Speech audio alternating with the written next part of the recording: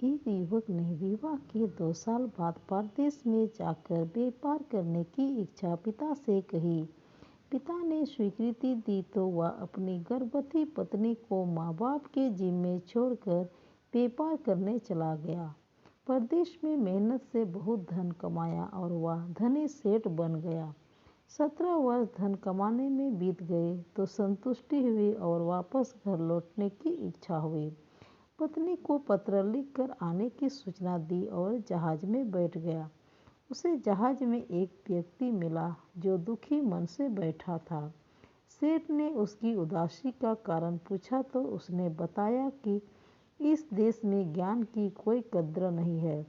मैं यहाँ ज्ञान के सूत्र बेचने आया था, पर कोई लेने को तैयार नहीं है। सेठ ने सोचा, इस देश में मैंने बहुत धन कमाया है, यह मेरी कर्मभूमि है और इसका मान रखना चाहिए।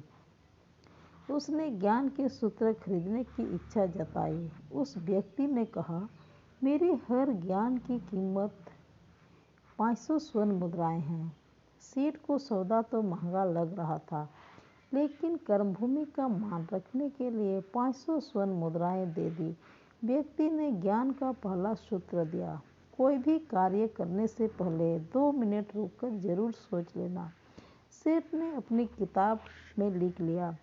कई दिनों की यात्रा के बाद रात्रि के समय सेठ अपने नगर को पहुंचा। उसने सोचा, इतने सालों बाद घर लौटा हूं तो क्यों ना चुपके से बिना खबर दिए सीधे पत्नी के पास पहुंचकर उसे आश्चर्य उपहार दूं। घर के द्वारपालों को मौन रहने का इशारा करके सीधे अपने पत्नी के कक्ष में गया तो वहां का नजारा देखकर उसके पांवों के नीचे की जमीन खिसक गई। पलंग पर उसकी पत्नी के पास एक युवक सोया हुआ था। अत्यंत क्रोध में सोचने लगा कि मैं परदेश में भी इसकी चिंता करता रहा और ये यहाँ अन्य पुरुष के साथ हैं। दोनों को जिंदा नहीं छोड़ूंगा।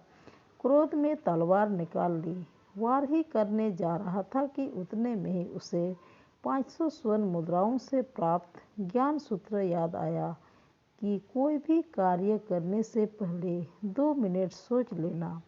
सोचने के लिए रुका, तलवार पीछे खींची तो एक बर्तन से टकरा गई। बर्तन गिरा तो पत्नी की नींद खुल गई। जैसे ही उसकी नज़र अपने पति पर पड़ी, वह खुश हो गई और बोली, आपके बिना जीवन सूना सूना था। इंतजार में इतने वर्ष कैसे निकाले यह मैं ही जानती हूँ। सेठ तो पलंग पर सोए पुरुष को देखकर कुपित था। पत्नी ने युवक को उठने के लिए कहा, बेटा जाग, तेरे पिता आए हैं। युवक उठकर जैसे ही पिता को प्रणाम करने झुका, माथे की पगड़ी गिर गई। उसके लंबे बाल बिखर गए। सेठ की पत्नी ने कहा, स्वामी ये आपकी बेटी है। पिता के बिना इसके मान को कोई आँच न आए, इसलिए मैंने इसे बचपन से ही पुत्र के समान ही पालन पोषण और संस्कार दिए।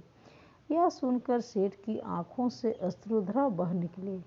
पत्नी और बेटी को गले लगाकर सोचने लगा कि यदि आज मैंने उस ज्ञान सूत्र को नहीं अपनाया होता तो जल्दबाजी में कितना अनर्थ हो जाता।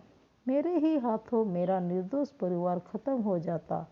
ज्ञान का यह सूत्र उस दिन तो मुझे महंगा लग रहा था, लेकिन ऐसे सूत्र के लिए तो 500 स्वर्ण मुद्राएं बहुत कम है। ज्ञान तो अनमोल है।